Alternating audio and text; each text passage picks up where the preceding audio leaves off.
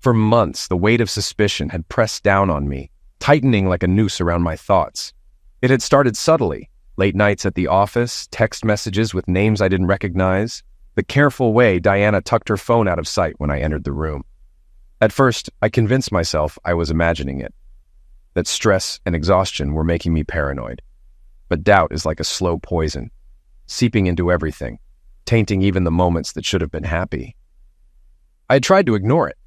I told myself that after years together, it was natural for things to change, that maybe I had been distant, too buried in my work to notice her slipping away. But the truth had a way of surfacing. The moment that shattered my illusions came on an ordinary Tuesday evening. She had claimed she was meeting friends for dinner, but when I drove past the restaurant, she wasn't there. Instead, I found her car parked outside the Hilton, tucked neatly in the shadow of the building. I sat in my own car across the street, gripping the wheel so tightly my knuckles went white. It wasn't a mistake. It wasn't a misunderstanding. It was real. That night, I didn't confront her. I went home, poured a glass of whiskey, and stared at the wedding photos still hanging in our apartment. The woman in those pictures, the one laughing in a white dress, holding my hand like she never wanted to let go. Was she ever real? Or had I just been too blind to see what was coming? I needed proof. Cold, undeniable proof, and once I had it, I needed a plan. Not just for revenge, not for anger, but for closure, for an ending I could control. It was a Thursday night, just past 9, when I found myself standing outside the Hilton in downtown Albany, not far from the Capitol. I wasn't there as a guest. I had no intention of staying. I was there for one reason, to find my wife. She was upstairs with her boyfriend, completely unaware that I'd known about their affair for months. The betrayal had been eating away at me every single day. Tonight, I was finally ready to do something about it. For a long time, I wrestled with my next move. A man has his limits. At first, I tried to ignore it, hoping it would burn out on its own. But it didn't. Diana continued seeing Darren Ranger, all while acting like the perfect wife. We talked about our future as if everything was fine, but I knew the truth. It was all a performance. Every word, every smile, every touch, none of it was real. I kept replaying it all in my head, searching for the moment I lost her. Had I been too distant? Was I not enough? I even tried to convince myself to just let it go, to pretend I didn't know. Maybe, just maybe, she'd come back to me. But deep down, I knew better. Once trust is broken like that, there's no repairing it. I waited for signs that she would stop, that she would choose me again. She never did.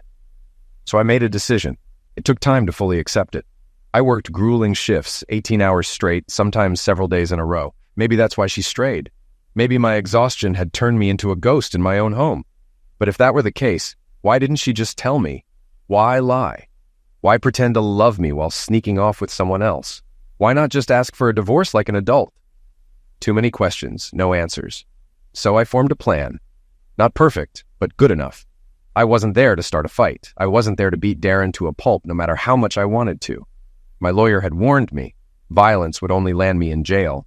No, I had something different in mind. I was there to end things on my terms, to show Diana exactly what betrayal felt like. My name is David Walters, 31, born and raised in Albany. I used to be an ER doctor until recently.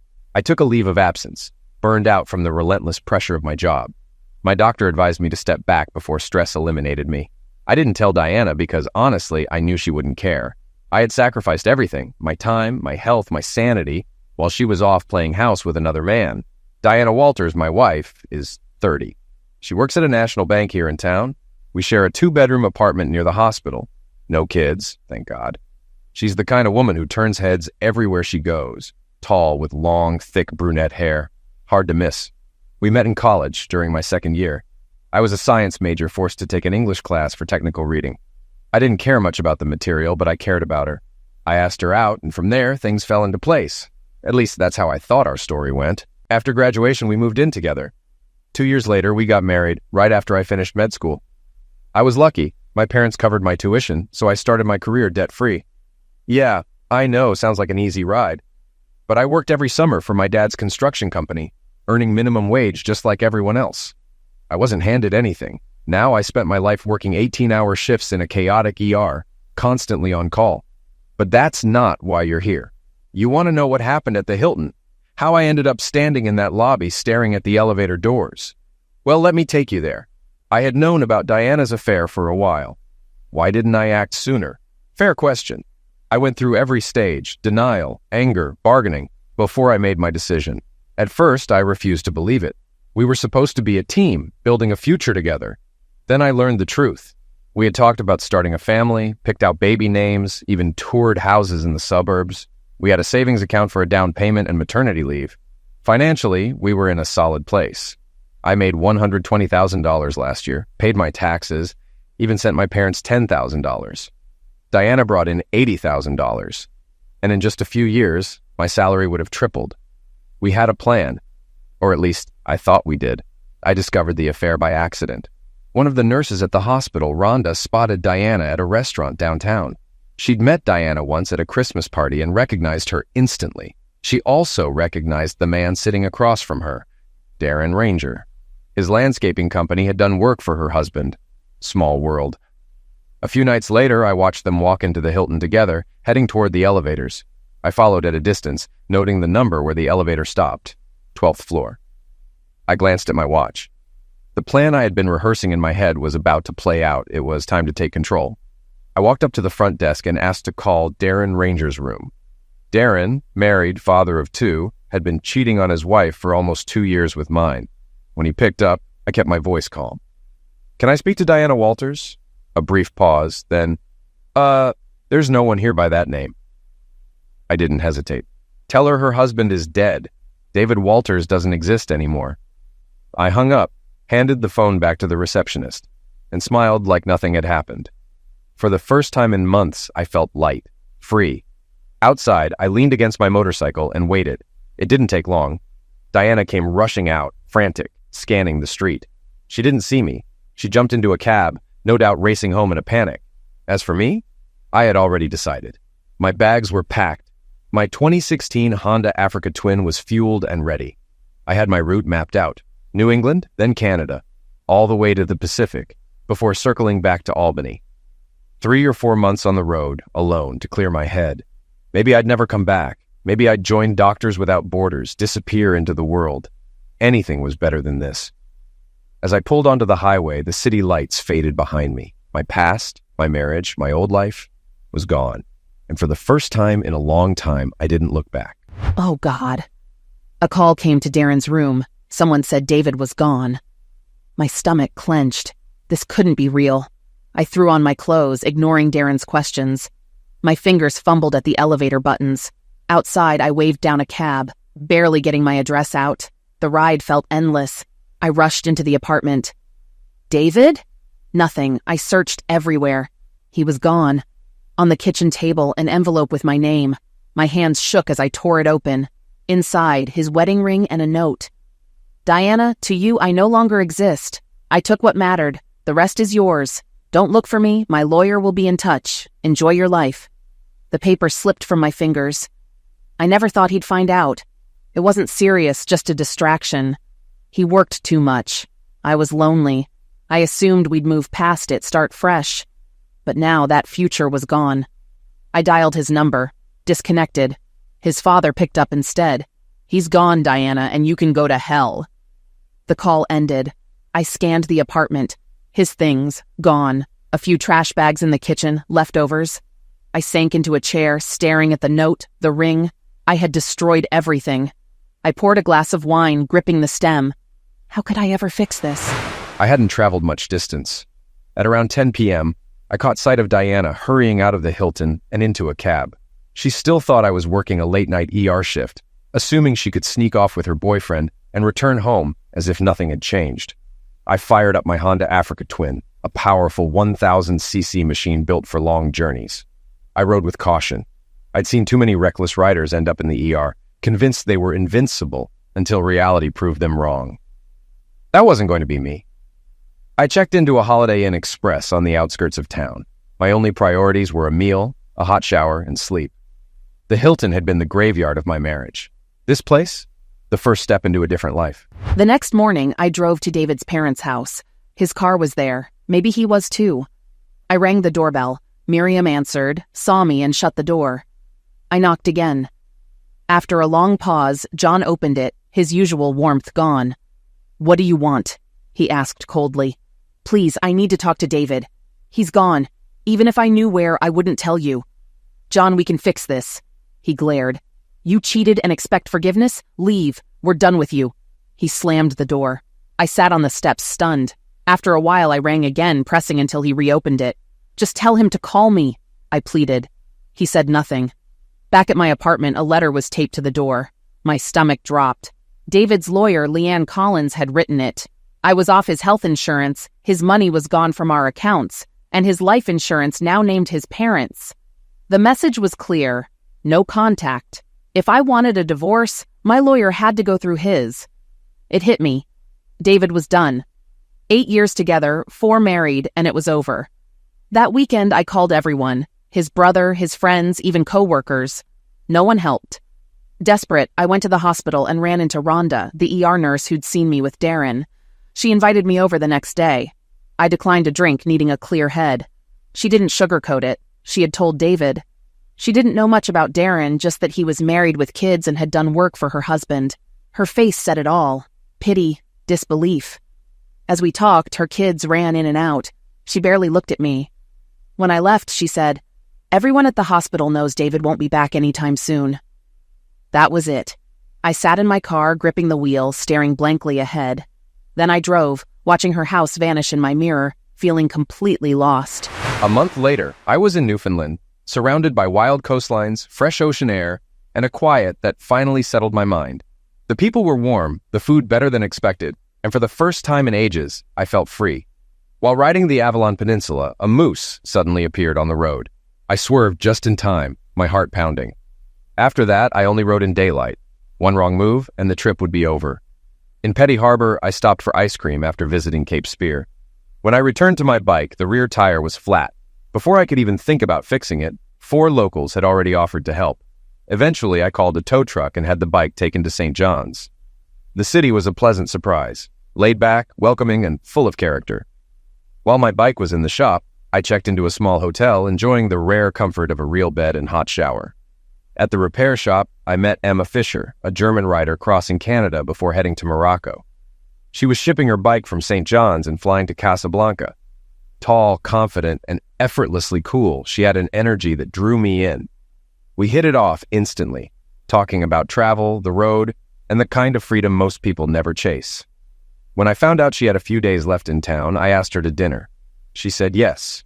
We ate at the Salty Cod, swapping stories late into the night. When I woke up, she was beside me, her dark hair sprawled across my pillow. For the first time since Diana, I felt alive again. The next day, we spent more time together. I told her about my past. She told me about hers. Her plans to ride across Africa intrigued me. Maybe North America wasn't enough. On impulse, I called my dad. A text saying I'm going to Africa wouldn't cut it. We talked for an hour, and for once, he didn't try to stop me. That night, I turned to Emma. "What if I came with you?" Her eyes sparkled. "You serious?" "Yeah, it's time I stopped playing it safe." She smirked. "Your bike is still here." I called the shipping company. They had space. Within hours, my bike was booked. 2 days later, Emma and I boarded a plane.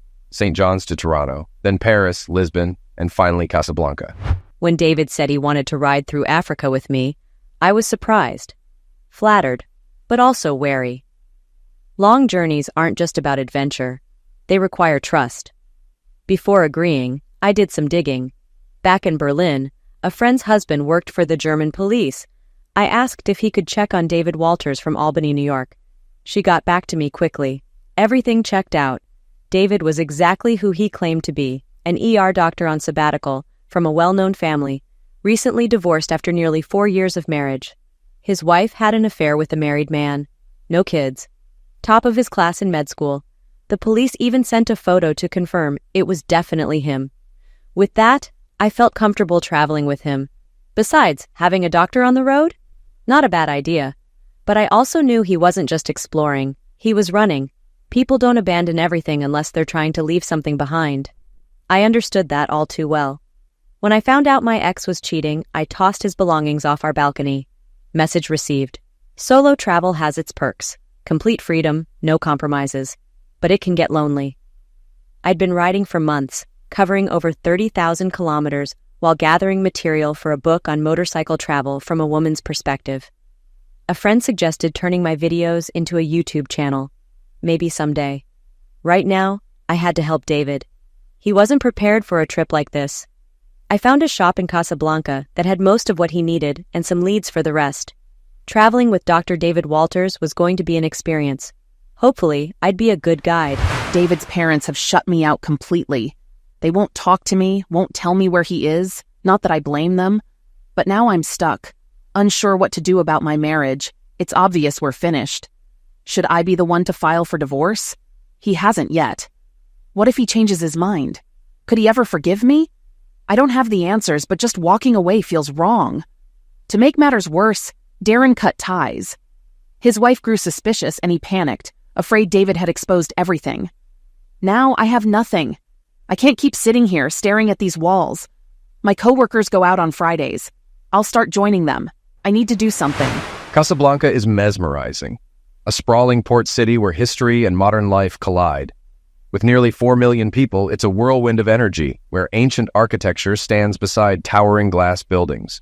The streets pulse with culture, tradition, and a rhythm all their own. While waiting for our bikes to arrive, Emma and I booked a budget hotel. She helped me track down essential gear I hadn't even realized I needed. When we weren't hunting for supplies, we wandered the city, sampled incredible food, and absorbed the lively atmosphere. A storm delayed the ship by 2 days, stretching our stay to 8 nights. Some of the best nights I've ever had. Almost 2 months have passed, and there's still no word from David. It's finally hitting me. He's gone for good. But was I really the only one at fault? He was never home, always buried in work. I loved him, but I wasn't willing to be invisible. Darren showed up at the bank yesterday. He thinks his wife isn't suspicious anymore and wants to pick up where we left off. When I mentioned David had left, his only response was, well, at least we won't need hotel rooms anymore. That was it. No concern, no questions, just convenience. I wanted David. But without him, maybe Darren is all that's left. Damn it, David. Morocco was breathtaking, but nothing captivated me quite like Emma. She wasn't just stunning. She was sharp, bold, and completely fearless. She knew more about real adventure riding than I ever could have imagined, and I was learning fast just by watching her. In Casablanca, I stocked up on essentials, fuel, tools, water, and proper riding gear. Adjusting to the local food took some time, but I managed. A letter from my lawyer arrived. Diane hadn't tried to contact me. Maybe she'd accepted it was over, or maybe she was plotting her next move. Either way, it didn't matter. I was exactly where I wanted to be. After leaving Casablanca, Emma and I headed south to Marrakesh. Instead of taking the highway, we followed the coast through El Jadida and Safi. The heat was relentless, but the views made it worth it. We spent the night in El Jadida before turning inland.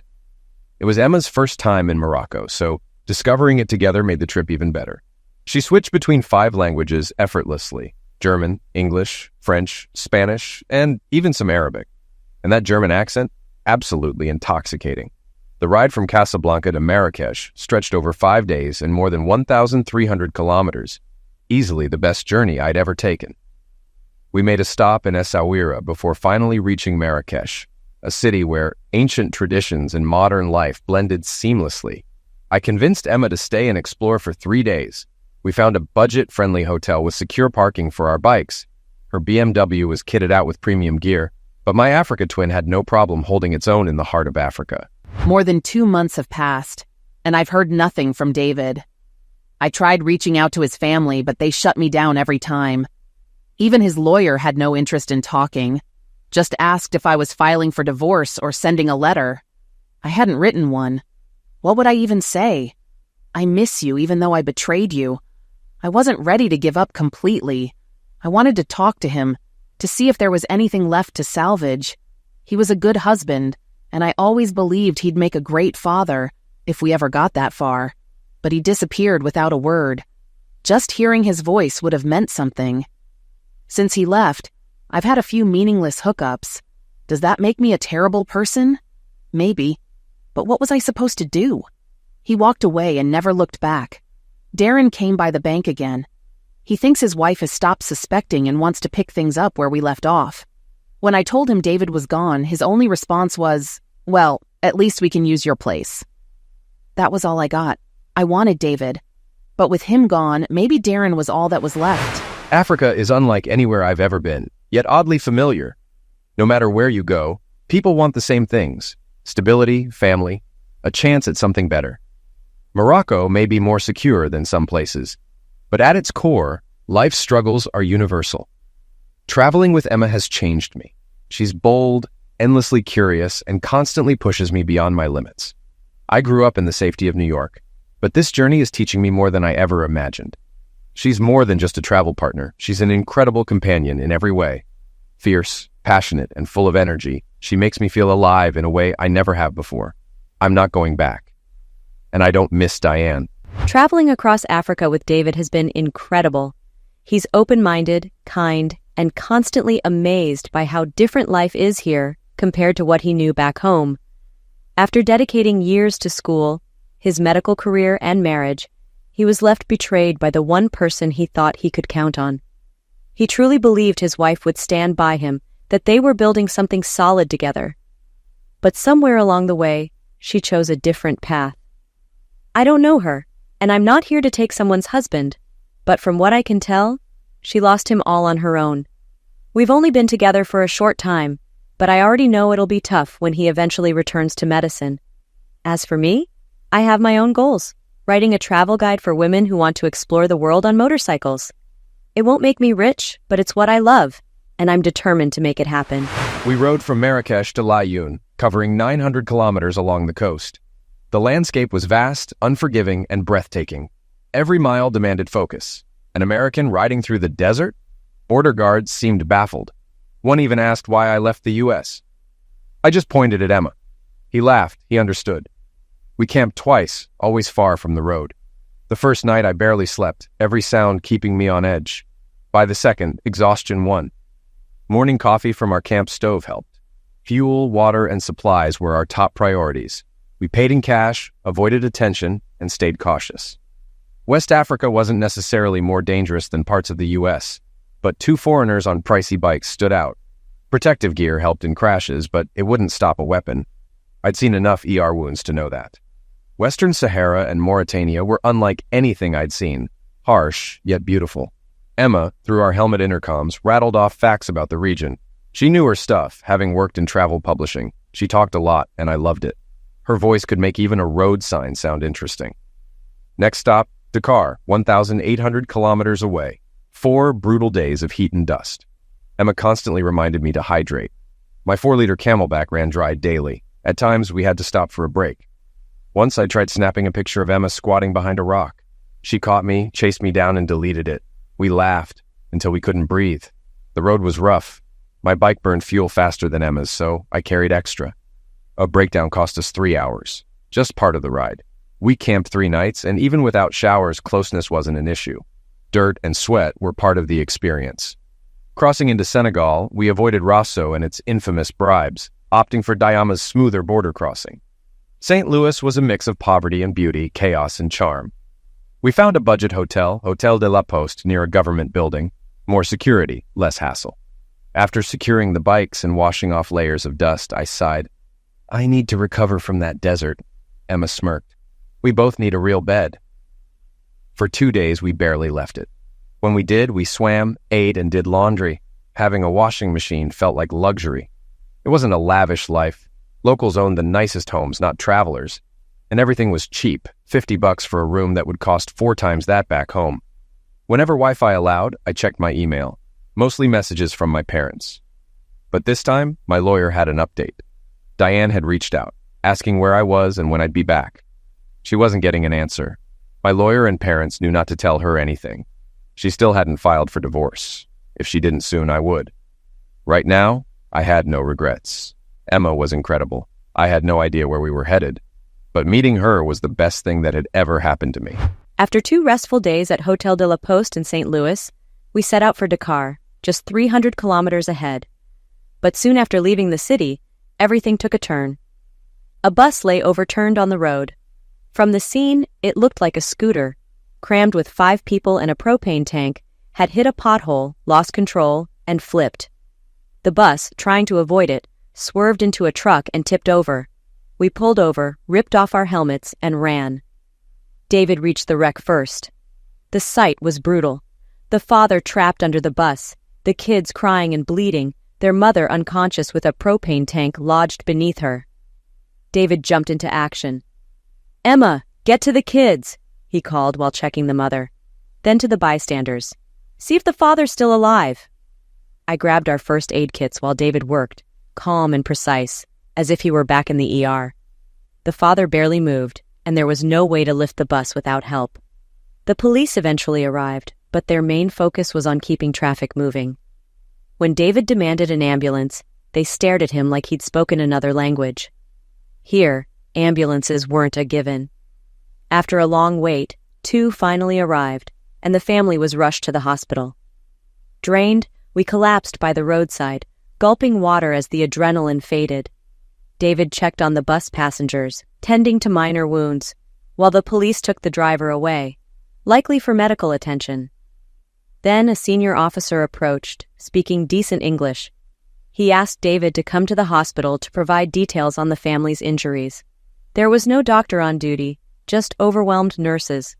Without hesitation, David agreed. He was in his element, and I couldn't help but admire how naturally he took control. We followed the police to the hospital. It wasn't modern, but was clean.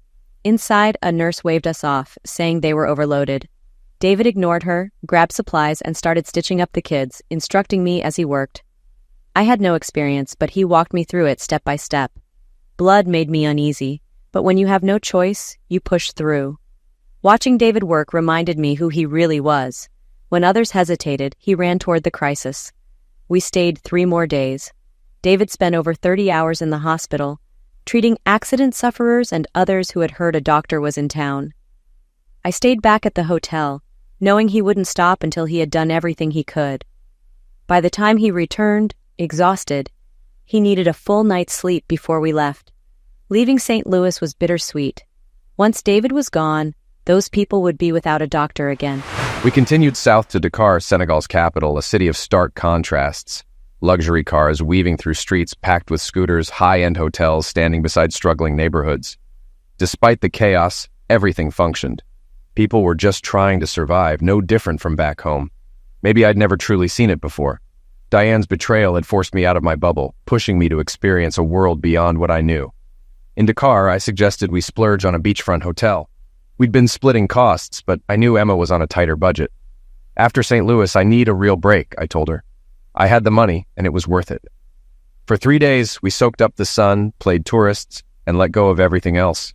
It was perfect. At one point, Emma smiled and said, "Traveling with you makes me happy." "You're saving my life," I admitted. Then reality hit. I checked my email and saw a message from Dr. Laura Johnson at Albany General. "David, we hope you're rested. We agreed on 3 months off, extendable to 6 if mutually agreed. But we need you back ASAP, no later than next month. We're short-staffed. Call me when you get this. Sorry to disrupt your plans, but we need you. Get your A home." Laura, well, crap. I ignored it and kept writing. The ride south was getting harder, especially knowing David would be heading back to the U.S. soon. We mapped out our next moves. He'd return to New York, and I'd go back to Germany. Then I suggested, what if we ride to Namibia, Windhoek to Cape Town? David was all in. We arranged to fly our bikes from Dakar, and 2 days later, they were loaded onto a cargo plane. The flight to Windhoek was rough, an old plane, young pilots, and turbulence that had us gripping our seats. Landing safely and finding our bikes intact was a relief. Once we had everything sorted, we hit the road. The journey to Cape Town took 5 days, and we both knew it was our last adventure together. We made every moment count. The connection between us deepened. I had fallen in love with David. He was the kind of person who changed everything without even trying. But reality was waiting. I had deadlines to meet, and my savings were running low. From Cape Town, we flew to Frankfurt. David was bound for New York, and I caught a train to Berlin. Before parting, we returned our bikes. Mine to storage, his shipped home. At the airport, neither of us said much. I kissed him softly and whispered, "You need to catch your flight." He held me close and murmured, "I love you." As he walked away, I knew this wasn't the end. "Dave!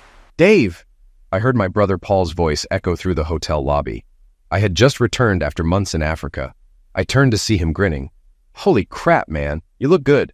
Where the hell have you been?" I smirked. Long story. How'd you know I was here?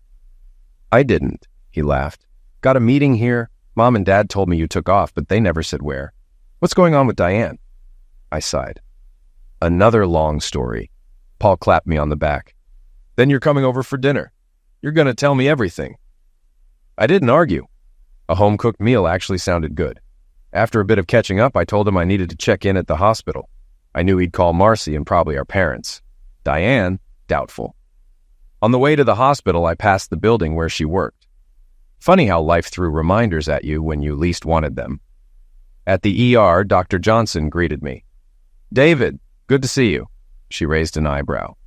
Got a letter from Senegalese officials thanking an American doctor in St. Louis. That you? I nodded. Yeah, scooter accident, bus crash, propane tank, long story. She smirked. Their way of saying thanks, I guess. The ambulance chief updated me on ER changes and handed me my schedule. 12-hour shifts 6 days a week, which could easily turn into 18-hour grinds. But tonight I had something simple to look forward to, dinner with my brother. At Paul and Marcy's, Marcy hugged me tight. David, we missed you. Good to see you too, I said, handing out gifts for the kids. They ran off, leaving the adults to talk. Marcy wasted no time. So, what happened with Diane? I chuckled. Straight to the point, huh? Got a beer? Paul grabbed a couple from the fridge. I took a sip, feeling their eyes on me. What did Mom and Dad tell you? I asked. Marcy frowned. Nothing. I even tried asking Diane, but she just wanted info from me. All we knew was you left work and disappeared. So, what happened? I spent the next half hour giving them the short version, enough to explain without dragging them into the worst of it. After dinner, they asked about my travels. I told them about Africa, about Emma, how we met, the journey, and how she was back in Berlin while I figured out my next steps. I'm looking for a place, settling the divorce, and deciding what's next, I told them. Traveling with Emma had changed me. I couldn't pretend Albany was home anymore. The city reminded me of everything I'd lost, how easily Diane had thrown me away. I didn't say it out loud, but thinking about her still made me feel like a fool. One thing I'd learned in Africa, good women exist. Honest, loyal women. Diane could have just told me she wanted out. Instead, she lied. I took an Uber back to my hotel and got the first good night's sleep in weeks. The next day, I started apartment hunting. Within a few days, I found a small, furnished one-bedroom near the hospital. No furniture shopping, underground parking, decent security. It had everything I needed. Returning to the ER felt strangely natural, like slipping into an old, worn pair of shoes. The same chaos, bangs, crashes, heart attacks. Americans and their unhealthy habits kept us busy. It was hard not to compare it to Africa, where people valued their health because medical care wasn't a given. Here, at least insurance companies were footing the bill. 2 weeks later, I met with my lawyer, Leanne, to finalize the divorce. No property to split. I told her Diane could keep the apartment and everything in it. Papers were ready. I signed them. What surprised me was that Diane hadn't filed first. I figured she'd be eager to move on, but she hadn't done a thing. After the meeting, I realized how quiet my life had become outside work. I needed something to fill the space. With my motorcycle still being shipped, I decided to buy another. After checking out a few dealerships, I landed on a KTM 890 Adventure R. I customized it for both street and trails. Not cheap, but I had the money and I wasn't about to let it sit idle. A coworker mentioned David was back. Someone at the hospital had seen him. I tried calling his parents again. Still nothing. Desperate, I waited outside the ER, hoping to see him. For 4 nights, I sat near the entrance, watching ambulances come and go. By the second night, boredom set in, so I brought snacks and a book. At one point, I had to use the bathroom and went inside. A security guard approached. "Need directions, ma'am?" I hesitated. "I'm looking for Dr. David Walters." He gave me a polite but firm smile. "Doctor names are confidential. If you have an appointment, check the main entrance." Frustrated, I left. But I wasn't giving up. On the 4th night, I finally saw him, walking from the parking lot to the ER. My heart pounded. I almost called his name, but he was inside before I could react. Now I knew he was back. The next step was finding a way to talk to him, to convince him to come home. A few days later, as I arrived at my building, a man in a suit stood outside, checking his phone. "Diane Walters?" he asked. Yes, I said warily. Who are you? Without a word, he handed me an envelope. You've been served.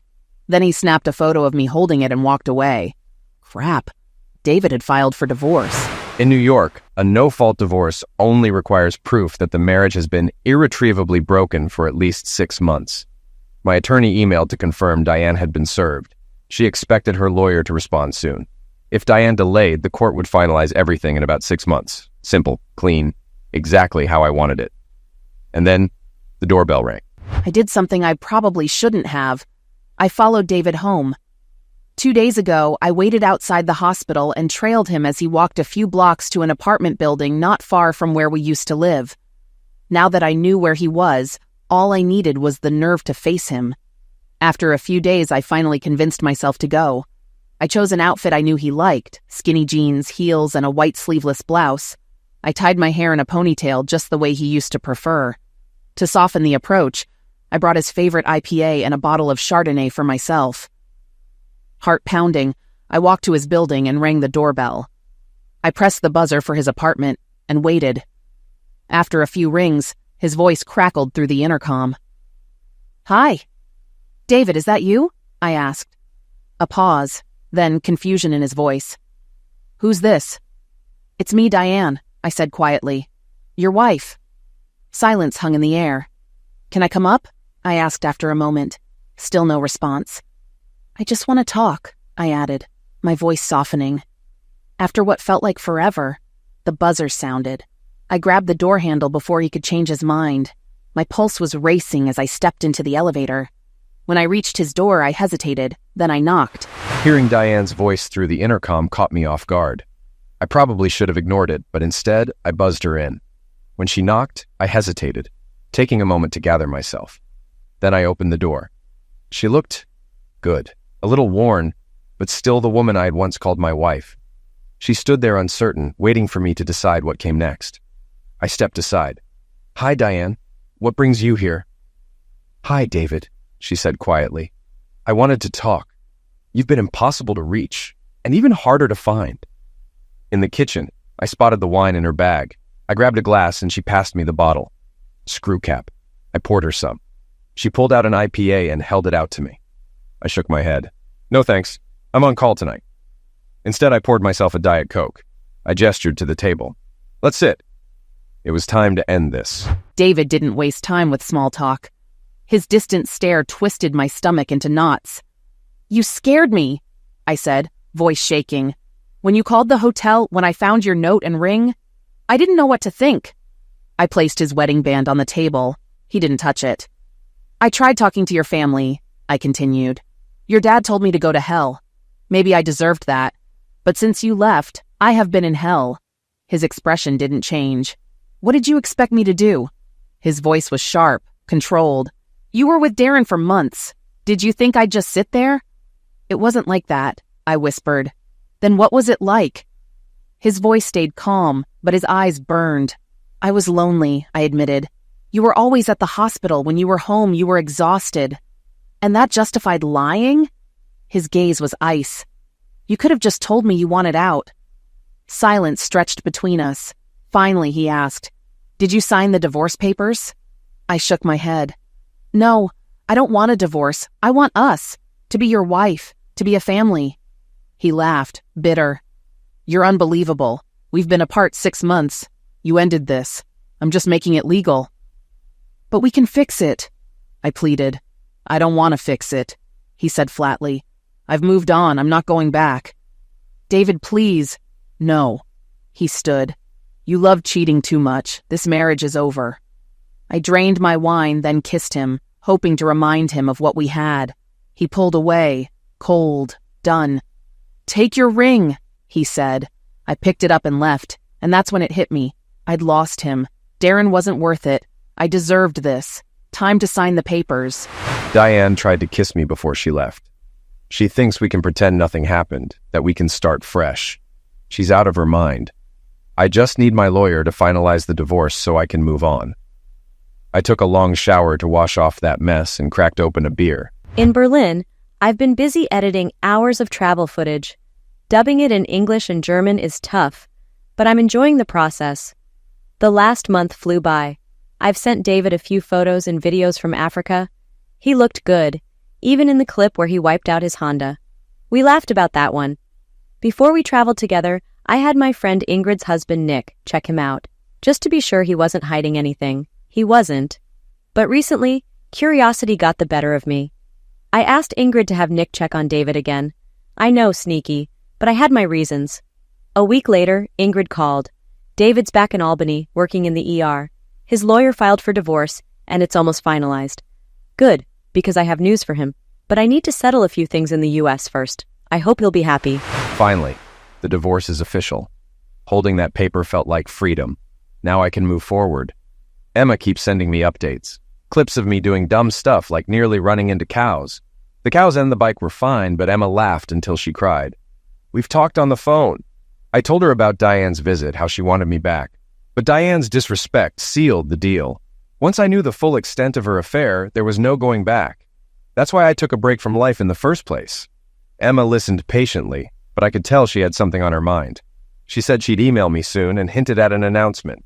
Probably about her book. I need to tell David my news, but I'm waiting until he's fully past the Diane drama. I need his focus on me. Just a little more time, but not too much. It's been a week since the divorce, and now I'm at Albany Airport, flying to Berlin. I need to see Emma. It's been nearly 2 months. I need to know if what we had in Africa is still there. If not, I'll figure out my next move. Doctors Without Borders is recruiting, and I'm considering it. The pay's not great, but I'll manage. I landed in Berlin, got through customs, and headed to my hotel in Alexanderplatz. After checking in, I showered, grabbed something to eat, and set out to find Emma's office. Thank God for Google Maps. At her building, I found Emma Fisher's company listed in the directory and took the elevator up. Stepping into the reception area, I approached the receptionist, who greeted me in German. Is Emma Fisher here? Could I see her, please? I asked. Her eyes widened slightly before she picked up the phone and made a quick call. After a brief, hushed conversation, she turned back to me. Emma, or someone, will be here shortly, she said, motioning toward a nearby chair. You can wait there. I sat down, glancing around the lobby. A few women passed by, casting curious glances in my direction. For a moment, I wondered if something was off. Was my fly down? I discreetly checked. Nope. Everything in order. A few minutes later, a woman approached me with a professional air. Dr. Walters? She asked. Yes, I replied, a bit surprised. Follow me, please, she said, turning briskly down the hallway. I followed her down a long hallway. That's when it hit me. I introduced myself as David Walters, not Dr. Walters. Guess they knew more about me than I thought. After a long walk, Emma appeared around the corner. A bright smile lit up her face. She ran to me, threw her arms around my neck, and kissed me. Everyone was watching. My God, David, she exclaimed. When did you get to Berlin? A few hours ago, I replied, still catching my breath. Didn't want to show up looking like a mess. I half expected her to ask why I was here, to see if what we had was still real. But Emma didn't ask. She took my hand and led me toward the editing room to show me what she'd been working on. She wore a long black skirt and a white blouse, a far cry from the motorcycle gear I was used to seeing her in, or without. My favorite memories? Seeing Emma, completely free, in every way. And maybe, just maybe, this wasn't over yet. I decided to go with the flow and see where the evening led. We talked about her book and the videos she was producing, some for YouTube, most for a paid subscription on the publisher's site. Want to grab dinner? I asked, steering the conversation toward something personal. I'd like to hear about you, and I've got some things to share too. How long are you staying? She asked. 3 days, but I can extend it. Her eyes brightened. I want you to meet my family. They've heard a lot about you. That caught me off guard. Meeting her family wasn't what I expected. Sure, I replied, trying to sound casual. But first I need food, and maybe a good German beer. I'm leaving now, she said. With you. As we walked to my hotel, I asked where she lived. Not far. I have an apartment nearby, she said casually. For a second, I wondered if she had a husband back home. It wouldn't have been hard to hide that in Africa, but I pushed the thought aside and just went with it. Once inside my hotel room, Emma pulled me into a kiss. The heat between us reignited instantly. Our clothes hit the floor in seconds, and soon we were tangled in bed. Touching her felt like waking from a long sleep. I hadn't realized how much I missed her until that moment. After months of feeling stuck in Albany, I could finally breathe. She felt perfect, like everything I'd been missing. It was hard to believe I'd been haunted by my failed marriage just days ago. Now here I was with someone who made me feel alive again. I didn't want it to end. By 9 p.m., we were showered and seated downstairs in the hotel restaurant. Emma surprised me by ordering a Diet Coke. She usually preferred beer. "So," I asked, leaning forward, "why does your family want to meet me?" She smiled, setting her menu aside. I told them about our Africa trip. They're excited to meet someone from the U.S. My parents have been to Florida a few times. My aunt lives near Tampa. Emma chuckled softly. She loves the beach. Says it helps with her arthritis. She took a sip of her Coke, then added, "We can take the train to my parents tomorrow if you want." "How long's the ride?" I asked. 6 hours. "Where do they live?" "In Ulm, down south," she replied. "My dad was an engineer for Volkswagen, and my mom's an accountant. They're both retired now." I nodded, just rolling with it. Then she shifted focus to me. "So you're officially a free man," she said, locking eyes with me. I grinned. "Yep, got the paperwork to prove it." I pulled out the folded divorce papers and set them on the table. Emma glanced at them. "Congrats. How does it feel?" "Good," I said. "It was inevitable after finding out she cheated for almost 2 years." She tilted her head.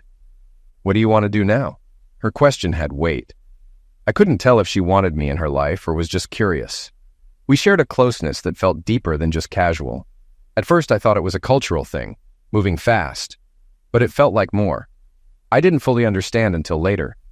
I wasn't sure how long I'd stay in Albany. The hospital paid well, but the city held too much baggage.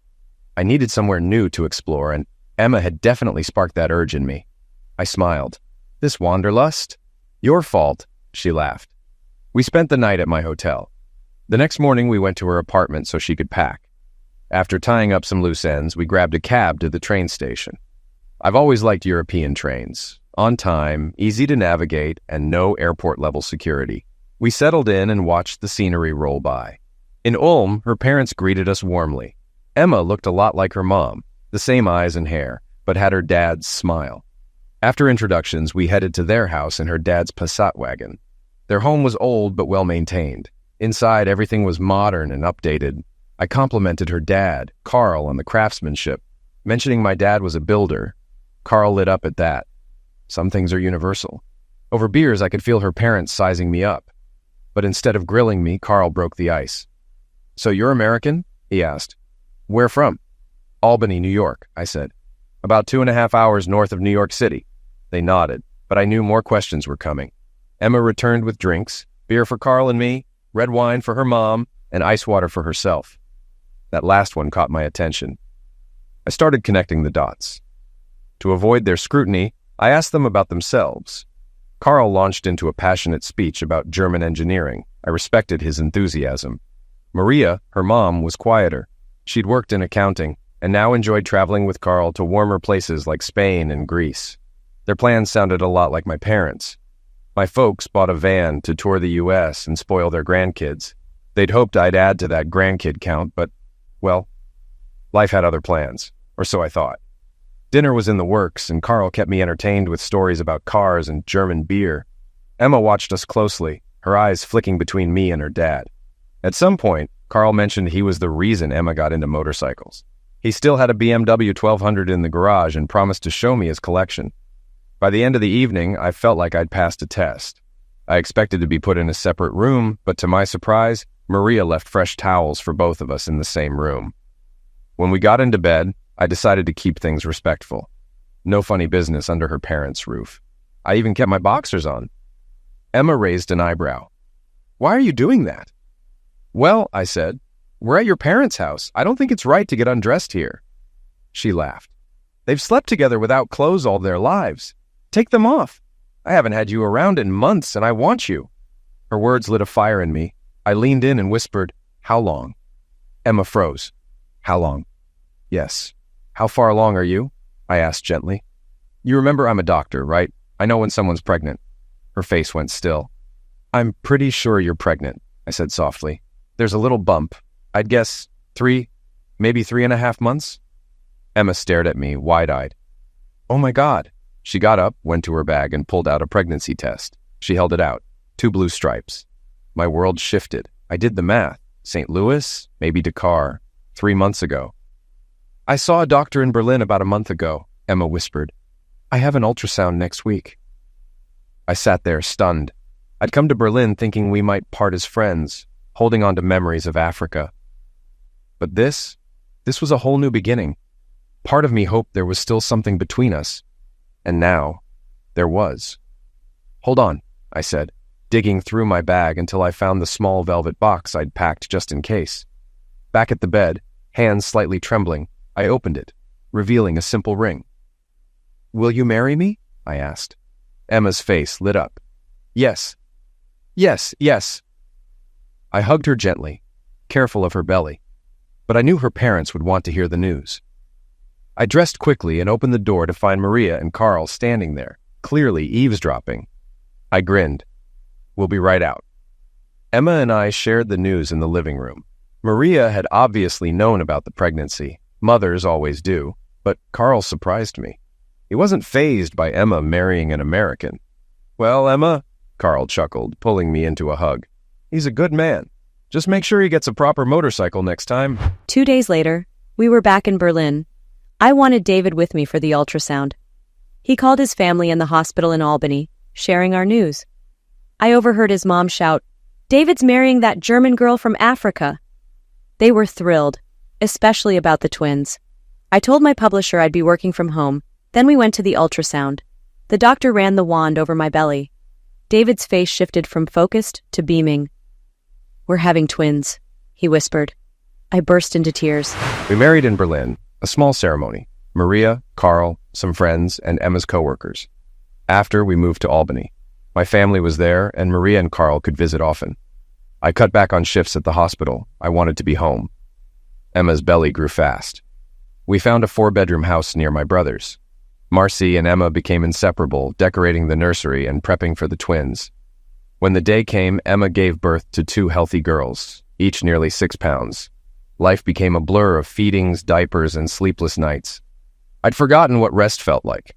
Maria and my mom competed to be the best grandma. My dad and Carl raced to outdo each other with house projects. I didn't even try to keep up. It's funny. Just when life knocks you down, something beautiful happens. I lost my first wife to an affair. I thought she loved me, but she didn't. She hid her betrayal until it destroyed us. For a long time, I felt guilty. But it wasn't my choice to end that marriage. She made that decision the moment she cheated. Meeting Emma was pure luck. If I hadn't gotten a flat tire in Newfoundland, I might never have met her. And now, I have a wonderful wife, 2 beautiful daughters, and a future I'm excited about every day. This is the life I was meant to have. I get the last word, as always. Not long after moving to the U.S., Marcy and I were shopping at IKEA when a woman stared at us. She clearly knew Marcy. Marcy turned to her coolly. "Hi, Diane." That was it. No pleasantries. I knew who she was. No photo needed. Diane, the woman who threw away a good man for nothing. "Hey, Marcy, how's it going?" Diane asked. I shifted slightly, letting my very pregnant belly show. She was pretty, sure, but pretty doesn't make you smart. Marcy didn't miss a beat. "Diane, this is Emma, David's wife. We're shopping for baby furniture." She paused just long enough. "She's having twins." And with that, Marcy took my hand, and we walked away. Under her breath, she muttered, "Hooker." Later, loading our purchases, Marcy told me the full story of Diane's betrayal. I already knew most of it, but hearing it from someone else made it feel more real. David's family never spoke of her. They'd erased her. That night, when David came home, we made love. I loved being without clothes with him. It always felt like the first time. I dreamed of us riding motorcycles and traveling again someday. I wasn't sure when with 2 babies, but maybe one day. David's parents even offered us their motorhome for trips with the girls. The motorcycles could wait. Life was perfect.